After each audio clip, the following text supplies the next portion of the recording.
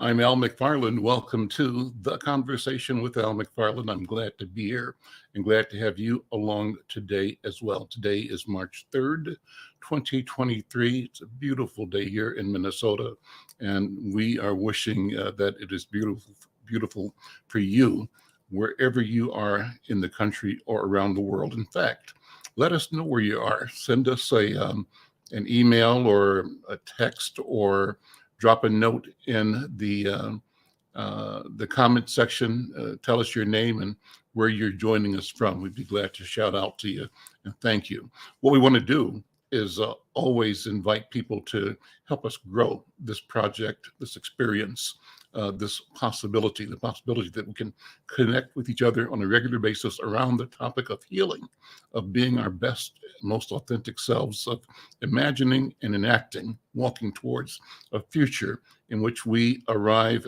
our authentic selves, healed, whole, prosperous, and healthy. Well, health is what we always talk about on Friday. We call it the Healing Circle. And I want to begin, as I always do. Before I do that, so the instruction I was going to say is go over to the Insight News YouTube channel, and find the program Conversation, subscribe and like, and do me a favor, tell other people that you're with us today and that you invite them to be part of the conversation as well. Brother Power 96, good afternoon. Crawfish boiling time in New Orleans. I hear you. Thank you so much, man, for checking us out. And tell everybody you know. A conversation's about to go down. Michelle Madison, dear sister, thank you so much for always being here with us. We appreciate you. Well, others, please do the same. Let us know where you're joining from and tell somebody else. We want to grow our YouTube viewership, subscribership from the low hundreds to our short-term goal of 1,000 subscribers. Help us do that. Well, I want to begin today's program, The Healing Circle, by establishing what I think is a wonderful and powerful protocol of what we should do when we get together, just as a matter of course. And I'm going to ask my colleague and friend and leader, Dr. Bravada Garrett-Akinsanya, to the show. And Doctor, set us in the mode conversation today, in the mode of being together. Good afternoon, sister. Good afternoon to you as well, my brother. I'm happy to be here. And this whole day, we've talked about the sunny environment and what we've got to be happy about. And in our group, as you know, we always start out by talking about our healing. And the healing circle is around the African tradition of gathering in community. And although we are not physically together, we are virtually together in circle. And in that space, the reason we circle is, as opposed to any other frame, is because African people believe in sharing power. And when you're in circle, everyone has equal access to the center, which is the place of power. Every voice matters. Everybody matters in the circle. And the way we use the circle is in a very orderly manner, because in that order of African people, we each get a chance to have voice, and we pass the circle around. And if you need you need to be in the circle, you ask for the talking stick. And we, of course, have a virtual talking stick, so we reach each other in the circle in that manner. And the reason that circle is so important is because we use it not just as a physical connection, but as a spiritual one. And in the circle, we honor our elders. We honor our elders because they've been here longer than we. We honor our elders because they're closest to our ancestors. And we honor our ancestors because they're closest to our Creator. So the circle is a sacred, wonderful place of healing. And we begin our conversations with a space of recognizing everyone's power, everyone's voice, and the meaning of everybody's existence in this space. So with that, I'll pass you the virtual talking stick, and here you go back, my brother. I'll take it, but I want to sit with this a little longer because I love the fact that we do this. And what I love about it, in part, Dr. B, is that I saw something that moved me, deeply touched me when I was in Ghana during the work in 1998 and 99 to help promote Panafest, the Pan-African Theater Festival that was taking place that year. Our company, the Midwest Black Publishers Coalition, was one of the organizations in North America trying to create awareness and to invite people to go from different cities where we had newspapers to come to Ghana to experience Panafest and the return. So in the meetings that my group had with different elders and leaders and even the vice president of Ghana at the time, more often than not, the meeting started with a certain protocol. It's kind of like what you just did, where the elders or the people convening the meeting, and certainly before each person spoke, she or he made reference to the ancestors, to the elders, and then honored the dignitaries in the room and their companions in the room and everybody else. But it was a place of recognizing all and every, and the all and every included those who had already transitioned into ancestorhood, but it included those who were yet to come.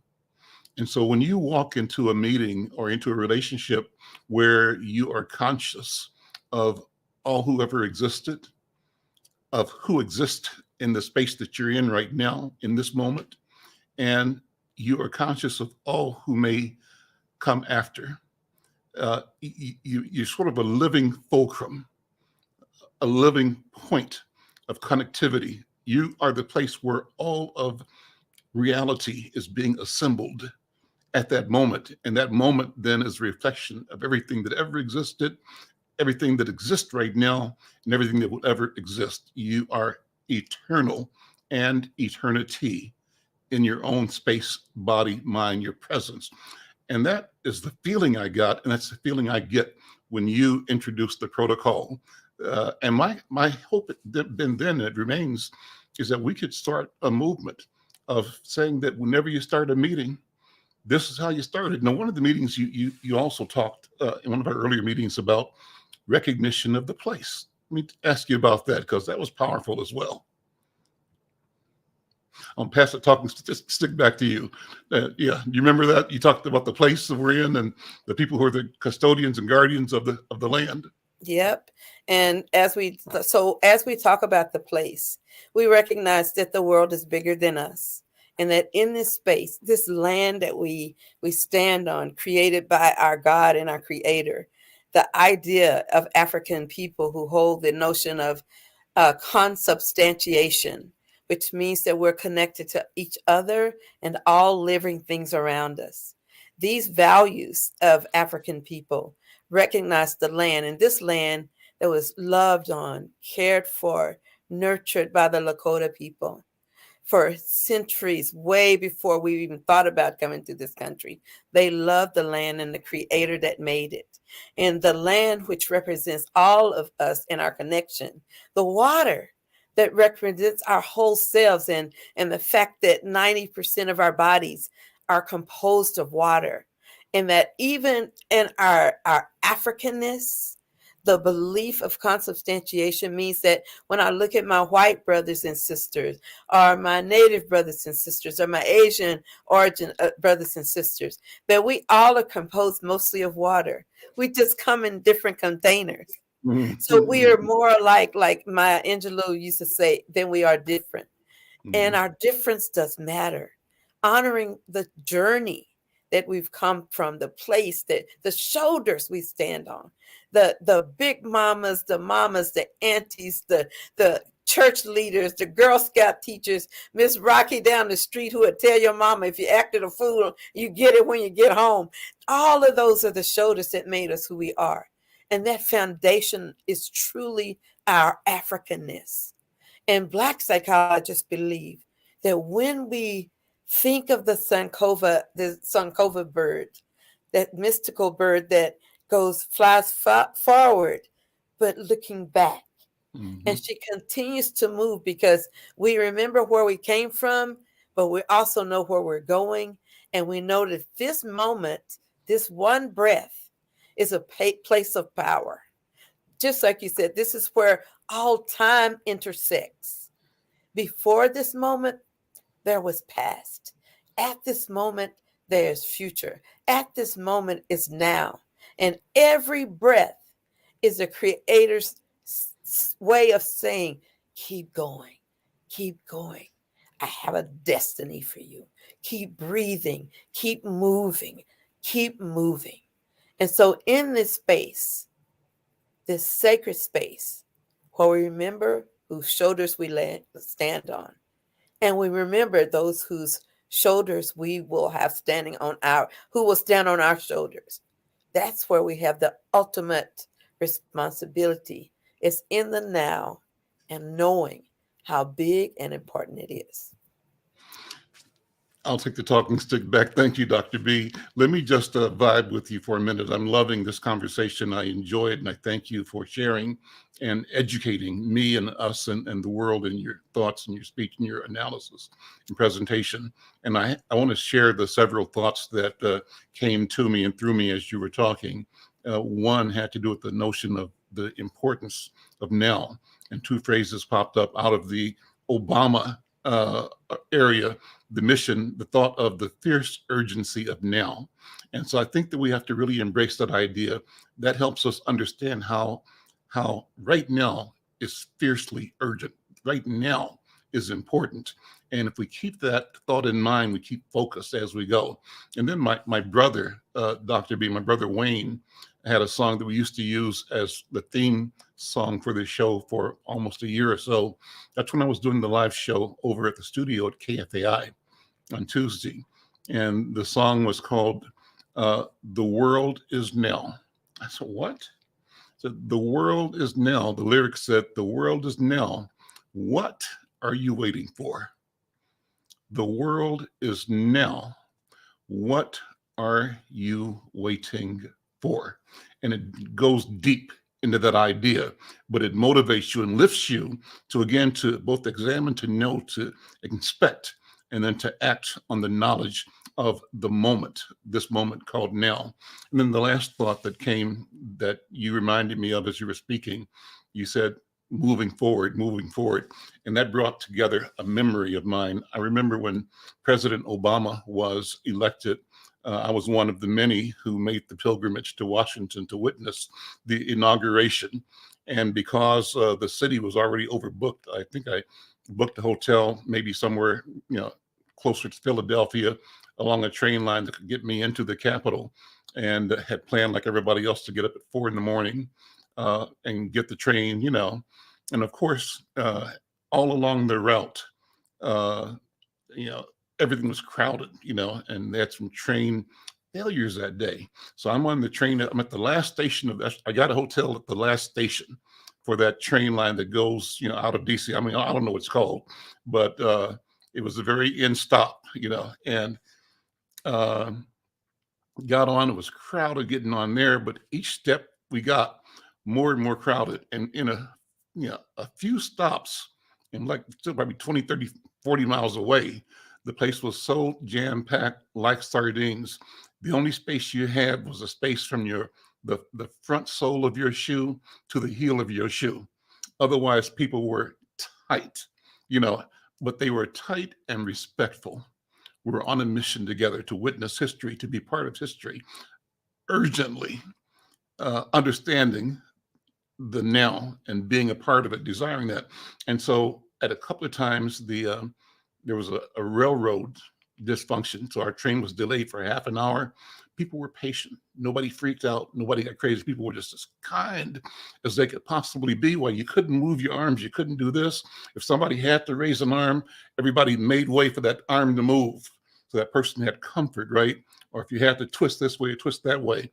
But it was a demonstration of empathetic, intuitive cooperation, of sharing, and of understanding our role and relationship with each other and for each other in that moment. Well, when we finally got down to the station right by the White House, and they opened the doors up, people just as orderly as they could emptied out of the train, but the train station was so full, there was nowhere to come to.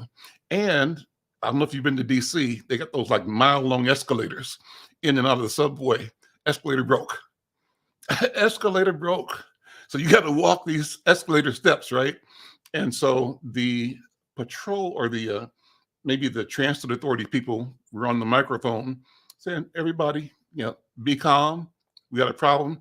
But you know what? Just keep moving.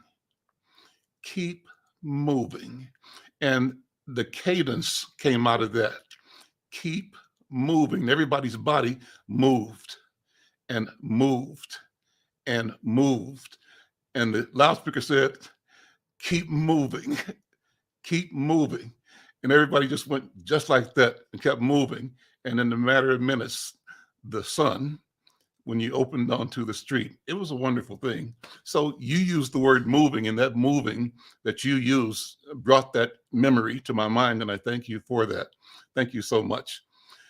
I'm going to hand the talking stick back to you, Dr. B. I have to say that brought tears to my eyes. And the reason it did is because when people are afraid, they'll freeze, they'll flee, they'll surrender, or they'll fight. But when you think about moving, that's not a fleeing. That's a deliberate motion toward growth, learning, and new experience. And if we think of it in that perspective, and we think that each breath is a new opportunity to start over. One breath ago, I was. This breath, I am. I was a minute ago. But this moment is when change took place. And as you move, each piece of space, each particle of air, each moment of movement of your body is saying you're growing toward life. You're growing toward change. And most importantly, you were all going toward hope. Mm-hmm. That's all I got to say about it. All right. I'll take the talking stick back and welcome Dr. Oliver Williams, our colleague, our companion on this journey towards health and wholeness and wellness. Dr. Oliver Williams, great to see you as always. Yeah. Before I bring you in, let me sort of say what we're going to talk about today. I've got a couple of topics that are good topics that I think would be just cool for us to, you all. I'm the listener. I'm your student. And it's my honor to throw out a topic and ask you as experts and knowledgeable human beings to lay out your thoughts, your impressions, your ideas. And the two topics, one is an article that I pulled recently, that our producers pulled recently, saying that Black Americans are more likely to go to emergency departments, even for mental health care, that Black adults are nearly twice as likely to visit an ER for mental health reasons than white Americans. That's one topic. I'll just share a little bit about that to open the conversation and have you all look at that. In the course of that, I've got some data that helps us put that question in perspective. And the second item is something that is really a general concern that we should all have, and I'll have you all weigh in on it. It's an article by a gentleman named Noel Cody that was, I think, updated in December of 22, but the article is entitled "Because He Matters: Identify and Detect Diseases Early," and we'll go into what that means, what the author's point is, and examine the question of how we have to be more attentive in looking and being proactive about our health. How do we identify as a plan, as a process, as a way of being, identify and detect diseases early so that we can move towards health? Well, let me start with the first one. First of all, Dr. Williams, welcome. Good afternoon. Let me hand the talking stick to you. How are you doing? Oh, I'm hanging in there. All right. I'm doing good. Can't complain. Great, great. It's always so good to see you. Well, let me start with these articles. And so the synopsis of the first item says that there's a new report. The story was written by Alejandra O'Connell. Dominich. It was March 1, just a couple of days ago. And in a nutshell, it says that a new report from the Centers for Disease Control and Prevention, CDC, found that Black adults are more likely to go to an emergency room for mental health reasons than white or Hispanic adults. The report says, and comes at a time when the country is grappling with a mental health crisis stemming in part from hardships imposed by the COVID-19 pandemic. It says that 1 in 5 U.S. adults are living with a mental health disorder. That's according to the CDC estimates. And it says that Black Americans visit emergency rooms for mental health issues nearly twice the national average, that according to the CDC as well. And the report is based on looking at over 6,000 mental health related emergency room visits between 2018 and 2020. And that data reveals that Blacks had the highest rate of 96.8 visits per 1,000 people, whereas the average, there were 53 emergency room visits for 1,000 people for mental health issues like anxiety disorders and mood disorders and substance abuse. So let's get into that. What is the story? What do you feel as practitioners this data reveals and means, and what solutions do we have to come up with and create? Dr. B, I'm going to hand the talking stick back to you. You have to unmute, please. I said, thank you. I was hoping I would get it right away because this is a topic near and dear to my heart. Years ago, I think it was in 2000, we had David Satcher, who was the Surgeon General for the United States.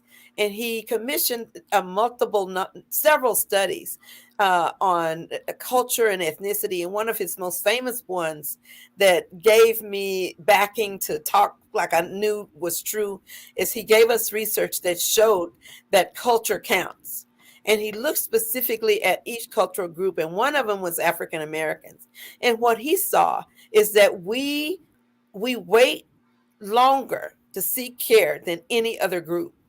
Then when we reach the care, we get the least amount of concern, the poorest treatment options. Rarely are they using evidence-based practices with us. And even then, the evidence wasn't being generated because they weren't funding Black researchers to study Black people. So even today with this new study, we can see that this is not just physical health, but mental health, in which we wait until we're at the last minute to go. And we have several pieces of our being as African American people, Africans in America. And one of them is that we have sayings like, what won't kill you will make you stronger. And this idea of being strong and not seeking help and being in misery is often something we internalized and have seen as part of our existence. Our lot as Black people in America is to be helpless, is to be troubled. It is to be carrying a burden of hurt and pain. And so I am not surprised that African American people go to the emergency room more often for mental health related disorders. We go for any disorder. And often when we show up, if we think it's the anxiety, we think it must be a heart attack. That's how we get there. We're not actually thinking, mental health problems. And when we do get to the point where we feel like it's about to kill us, that's when we show up and we're feeling suicidal and depressed. And it's so obvious that most people would have been in the hospital 2 or 3 weeks before we showed up. And so I am not surprised that has happened. With that, I'll pass the talking stick to Brother Oliver to make some comments. Well, I think one of the issues, though, too, is that sometimes we as Black people see our emotional problems through a physical circumstance. So it's somatic, meaning that we may end up defining how we feel by an ache that we have. And then instead of calling it depression, we call it I got a pain in my, this or that. And so being able to operationalize it more specific to the issue that you're going through is something that is important for us to be able to do. And I think the other thing too is the fact that maybe we associate emergency rooms with getting serviced more easily than and because we don't have other avenues to be able to go through. Maybe we don't have the type of healthcare that encourages us to deal with prevention and intervention sooner. So we end up going to a place that's more accessible and meaningful to us, which might be to go to an emergency room. And so I think a shift for that means that we have to be able to identify places that we can go to sooner rather than wait until it's much later. And then the other thing too is that it may be more accessible to us financially if we go to an emergency room than it is. I mean, when it's in fact not. But if you don't have the resources, you're going to go to an emergency room rather than going to HMO, let's say, because you may not have that type of insurance. So that's my thought on it. So I'll pass it back to you, Bubba. You're muted, brother. You mute out. You're still mute.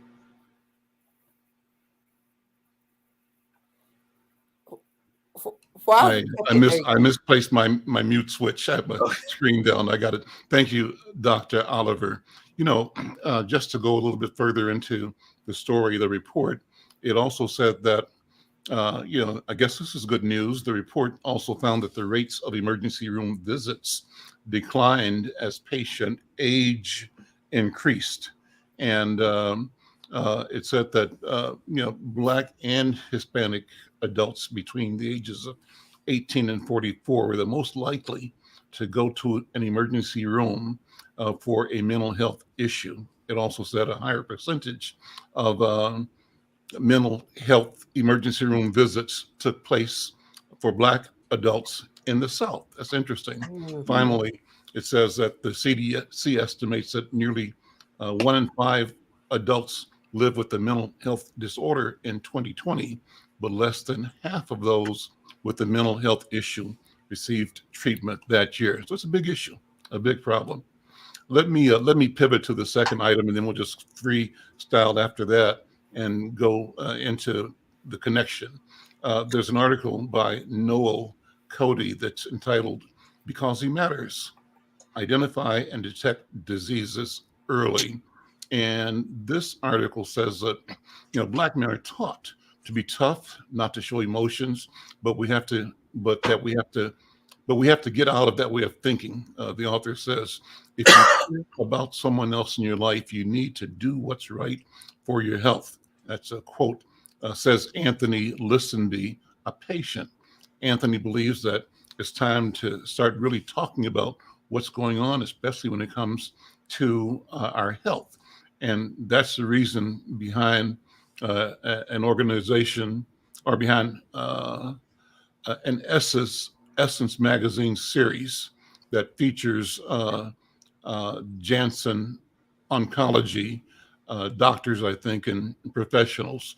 And so the article says that several diseases are common and rare, that are both common and rare, disproportionately impact Black populations.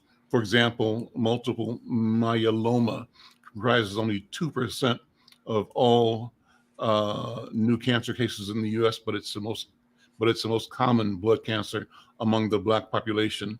and Blacks are twice as likely to be diagnosed with it as compared to other Americans. So the question of how do we adopt a culture? How do we adopt a protocol? Again, back to the original idea, Dr. B, how do we create protocols, standards, expectations, checkpoints? When I think of that, I think of the term catechism. I'm not a Catholic, but I think I understood that the Catholics had a system of teaching that they called catechisms, and catechisms were just sayings. I think maybe people who are not Catholics maybe just call it proverbs or ditties or ways to capsulize. Maybe it almost is like what the Adinkra symbols do. A symbol signifies a whole world of knowledge just in that symbol, but it's taught. And people see the symbol, for example, Gini. It's a Ghanaian symbol that's round and kind of a swiggle in the middle of it. Anybody that's familiar with the culture knows that that symbol means but for God, except for God. The point is they create languages, protocols, pathways of knowing that allow them to have a shorthand analysis and response to a major life situation. How do we do that more broadly and more intentionally with our people here in this country? I'm presuming that it means, I think I'm saying that we've lost some of those tools. How do we rediscover those, and where does protocol, Dr. B, come back in? I'm going to pass the talking stick back to you. Thank you so much. I'd like to say that it comes in a couple of ways. And one of the ways that is really critical is that we integrate it in every place. So when we are teaching children, like in our clinic, we use an African-centered wellness model. And the ecological model means that it sees that dysfunction and problems with wellness, that it can be attributed to a myriad of factors. And it could be spiritual, could be physical, it could be financial, social, vocational, intellectual. It could be social in terms of the relationships you're dealing with. So when we look at that, as African people, we understand more holistically that we're more than our disease. We're greater than what happens to us. And so part of the work of integrating those things in various areas and normalizing it makes it easier for it to be on the end of prevention. That's why you rarely hear me talk about mental illness. I'll talk more about various stages of wellness. Mm-hmm. And the reason I do that by choice is because I know that our people understand wellness. We understand what it would be to be free financially. We understand what it would be to be free of diabetes or high blood pressure or obesity or heart disease. We know that that's a possibility. And when I'm going to connect this to the earlier conversation on emergency room, and that symbolizes to the world and to us internally, I've finally gotten to the point that I deserve help. This is an emergency. And what we have to remind ourselves is that emergencies they can hit us, but they can be in the making. And every breath, every day, every opportunity to choose something differently will lead us to a place of wellness or a path that we're not so well. So when you talk about these factors of integrating health in our language, in our vocabularies, that's when we start normalizing that it's okay to get help. Mm-hmm. That's when we start normalizing that it's okay to seek treatment and to demand that it be good, not just raggedy treatment. And that's one of the reasons, one of my first main office was in the Urban League building, because I see mental health as a social justice issue. We have the right to be mentally well. We have a right to emotional wellness. And when somebody comes to get a job and they've tried for weeks and weeks and months and can't get it and they start feeling depressed, it's okay. Part of that process, go talk to Dr. B or one of the counselors, and they'll let you see that some of this is very normal and what can you do to make yourself feel better and recognize that not feeling well under these circumstances is normal. And what are you supposed to do about it? Giving them tools to overcome those problems. And with that, I'll pass the talking stick on to Brother Oliver to say what he thinks also. Well, it's an interesting thing. And one of the things that you said, Dr. B, was the fact that we have to be able to demand a response, a useful response from a healthcare environment. But a lot of us are intimidated by that environment and don't know that we could either, there's certain things that we can't put off, but there's certain things that we could put off. And I think when one thinks about challenging medical environment, even though you're absolutely right, we should demand it. A lot of people, depending on the status, may not feel comfortable doing that. And if they've been challenged by those environments before, or other environments where they get minimized, they may not feel quite as comfortable. So you have to have an environment that encourages you and that takes it seriously and responds to you, or can give you a response that's useful. But even in environments where people know how to confront, sometimes the medical system is not responsive. And sometimes it has to deal with a lack of employees that can respond to the issue. They don't have enough doctors that can respond to it, or enough nurses that can respond to it. That being said, it doesn't mean that the client or the patient shouldn't respond. They still should. Maybe that's the way that attention can be given to it, because they get confronted around it and they know that there is something that's lacking. And the other thing is the fact that there might be choice. And so if you can't get it at one space, you go to a place where you can get it. Mm-hmm. And so the idea of being able to speak up for oneself, to be able to get the service that you deserve, is something that's real important. But one needs to know that and feel comfortable with it, and not feel comfortable if you get minimized. Then recognize that the minimization is the problem of the system, rather than your problem as a patient or as a client. So that's my thought. Now I'll pass this talking stick back to you. That's about 10 mouthfuls, Dr. Oliver Williams. I mean, everything you said, hit him with a left, hit him with a right, uppercut. You were knocking it out. Thank you for all of that. And one of the things I thought about as you were speaking, Dr. Williams, the image of Murua came to mind, Project Murua. And Dr. B, I became familiar with and a supporter of Project Murua. It was your boot camp for parents.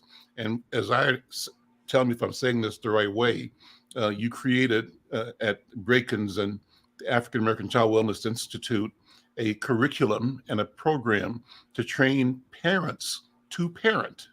And in that really is the answer to everything. The question is, how do we train? And training is establishing the protocol, right?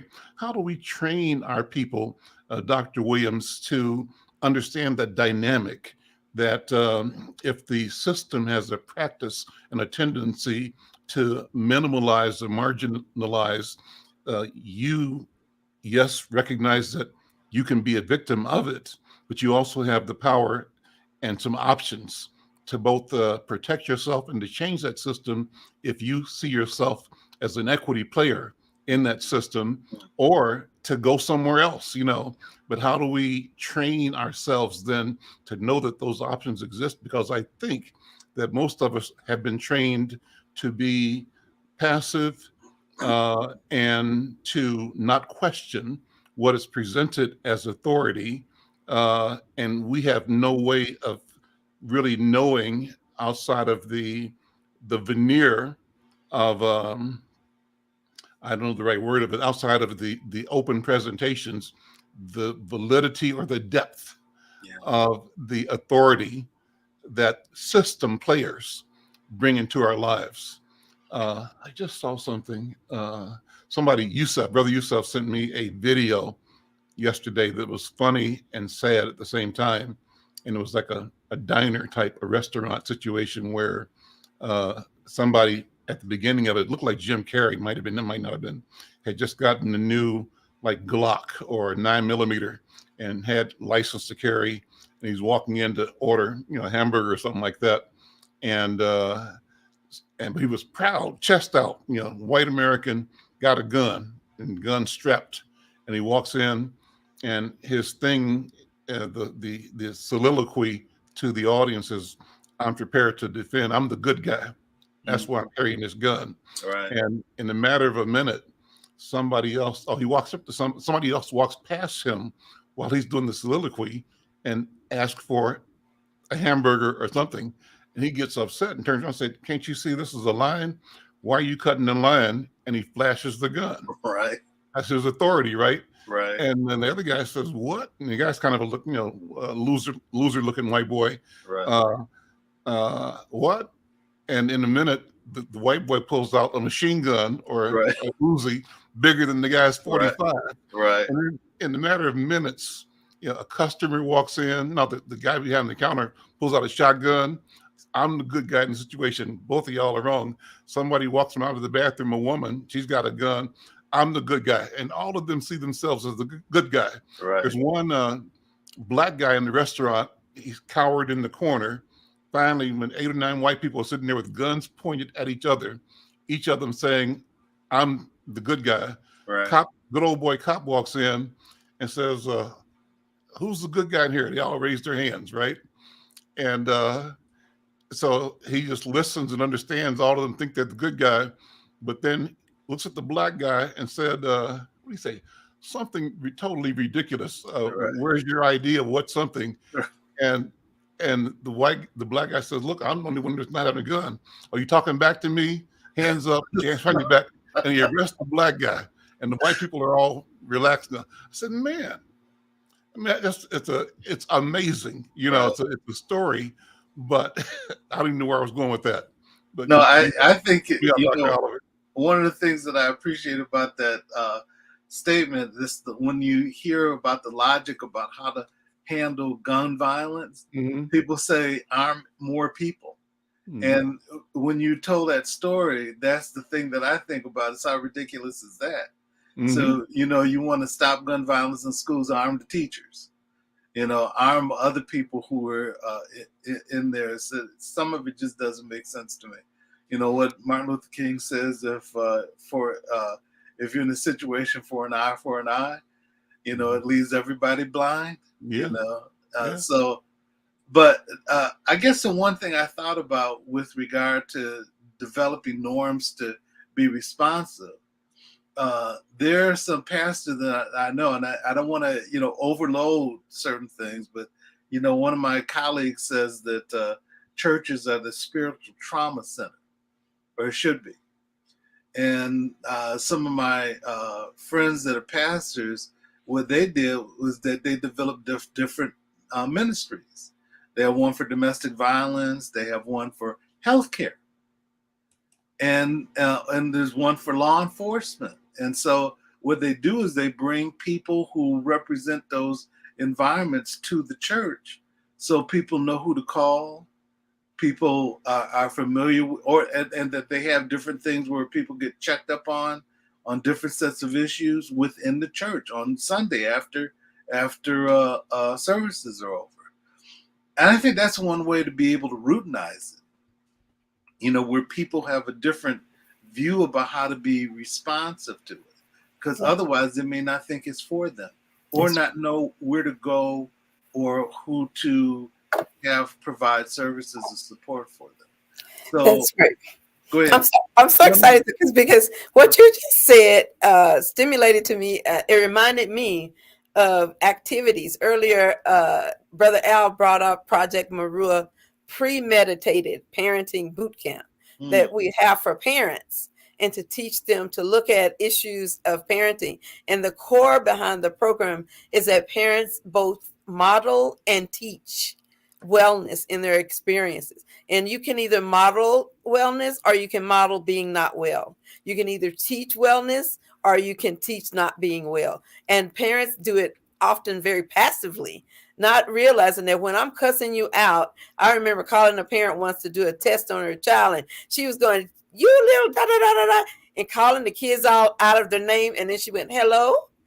I went, whoa. So we have to model and teach it. But the second part that I think was really made me excited about what you were saying is that we had this program for getting COVID vaccines, and it was called a wing and a prayer. And we have it after church. Right. People, and we used to do it for depression screenings, anxiety screening. The pastor would come down, he'd pray for people in circle. They'd come and get tested, and in the end, they get some chicken wings. And that wings in the prayer program, it was really, sometimes people would come in off the streets, not even being a member of the church, but seeing people with wings and saying, "Where'd you get that?" They said, "Oh, it's free up in the church, it's going in there." And people, "I heard y'all got wings." And so, and so integrating those things culturally creates meaning. Yeah. And so we, as Black folks, we have two syndromes. One is called the Henry, what is the guy? One is called Sojourner Truth syndrome. That's for Black women who overextend themselves, and it's linked to the speech by Sojourner Truth, where she said, "Ain't I a woman? Mm-hmm. I can eat as much as most men. I can work as hard as men." So it talked about how women overextend ourselves, and we just keep keeping ourselves up as work horses. Right. Then the John Henryism, that was the one I was trying to think of, is for men. And y'all remember the story of John Henry, used to fighting against the rail, the automatic machine for laying tracks until it got first, right? So men overwork and work and work. In both of those syndromes, they talk about how we culturally believe we don't have a right to rest, and that we make our own selves act like we're machines. So those are some of the variables that come to play when I hear about just how do we model and teach reactions to oppression. Like I saw one of our viewers was saying, how do you model and teach reactions to oppression, or how to handle that? First, you got to let your kids and yourselves know it exists. That's right. I see a lot of people in my office thinking, "Dr. B, am I crazy? Because I think I'm being discriminated against." Right. I can't tell if it's because I'm Black. I can't tell if it's because I'm woman. I can't tell maybe it's because I'm lesbian or Christian or Muslim. I can't tell. But we know when stuff feels bad. That's right. And this is where we talk about the right to do that. I'm going to pass the talking stick back to Brother Al. But I couldn't even sit in my seat without jumping up and asking for that talking stick. That's all right. You muted, Al. Oh, you muted, Brother Al. Unmute yourself. You're muted. He's moved his mute button again. I think he's got it. Yeah. Try it now. Can't hear you. Nope. I can read lips and you're saying something. So as we wait for him to get in, hopefully he'll jump in a moment with his sound, because I know he's got something to say about all of this. And one of the things that I think we also have to talk about is how do we normalize that for ourselves as Black Americans? How do we normalize that in us is somewhere this ingrained belief that we have to be super, because we were taught as kids to work twice as hard to get half as much. Right. So we still have that mentality. Brother Al, you can jump on the line. Now? Yeah. Yep, you got it. Great. Yeah, I'm not sure what happened, but anyway, I'm glad we're back. I was just noticing that on the comment line, Brother David Drab had talked about the comment that you made, Dr. B. How do we train to recognize and overcome oppression? And he made a particular comment about his experience with the Veterans Administration. He's a warrior, a soldier, retired military man, and did mental health work in the military and beyond. And then I want to also acknowledge. Go ahead, Dr. No, I was just saying at the Minneapolis VA. So. Yeah, and he said, the VA has problems with discrimination against Black people. He wants to build that argument. And Michelle Madison, who's a regular, says her daughter is an urgent care physician in Maryland. And based on conversations with her, she'd agree with what's being said, that preventive care is a major issue with Black people. And consequently, when there is a health crisis, we end up in an emergency situation.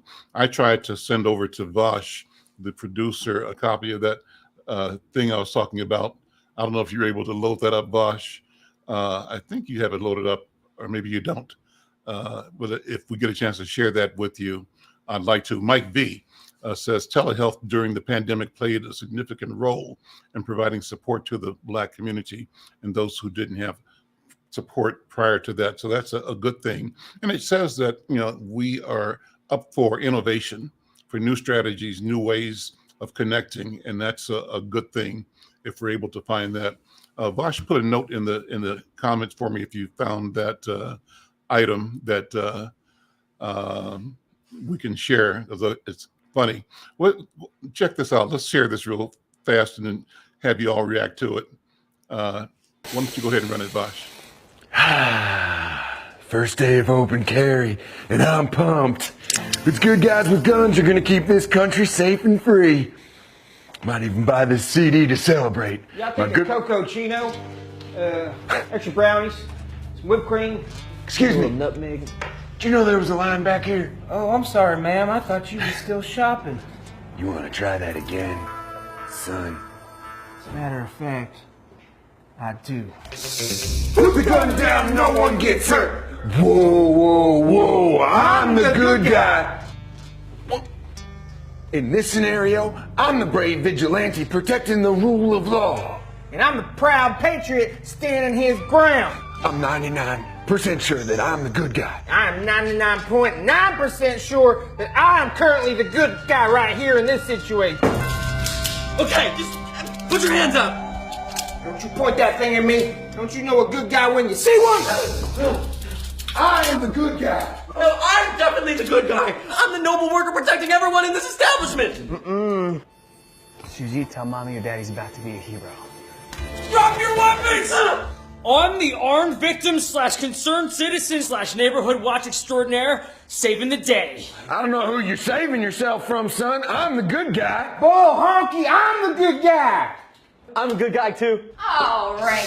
I'm taking charge of this situation on the floor now. Drop or I shoot. Shoot who? The bad guys. Who are the bad guys? You all seem pretty terrible. I am the Good Samaritan here to lend a helping hand. Now I need to know which one of y'all are good guys. So good guys, raise your hand. I see what's going on here. You come with me. I'm the only one that ain't got a gun. Are you resisting arrest? Y'all folks have a good day. Thank you, sir. Came out of nowhere. Didn't even see him over there. That about got real hairy. Closer than 2 cockroaches on a bacon bit. Oh, good Lord. Finger check. You good? Yeah. You all right? Okay. This guy got hit. Shit. I'm sorry about that, kid. What? That's the price of freedom. Freedom. Speaking of freedom, I am famished. You fucking shot me. That's enough. Stick for more bus. Tell you what. That is funny and disturbing. That is funny and disturbing. So that reminds me of that 16-year-old boy that was in Wisconsin and he killed 2 people. Yeah. And I'm thinking to myself, why did his parents bring him? And then how can he justify himself being there in the middle of that and then shooting 2 people, killing 2 people? And that brings it to, you know, to my attention. Or in the legislature in Michigan, you know, because they end up having these militias basically show up in the legislature, you know, and then thinking that they have a right to be there. And so I don't know, the logic of it is crazy to me, but that whoever put that together did a really good job, I thought. What'd you think, Dr. B? It was hilarious. And I had so many things playing in my head as I saw all these good guys. And then the brother on the end, he came in loaded. His loading was his black skin. That's been weaponized. And that's the scariest weapon in the room is his black skin. And I just thought that was really very powerful to think about how we are seen as so evil and dangerous. Even no matter what our intentions or what we're doing, we're weaponized. Our skin itself is our weapon. And none of the weapons were bad except that. Did you see there was a march somewhere in Wisconsin. And so there were a group of Black people that were marching through a community. And when they did it, the residents, a couple of white people who were there, they were so threatened by it that they came out on the lawn with a submachine gun and a gun and a pistol to try to protect themselves when they weren't the target.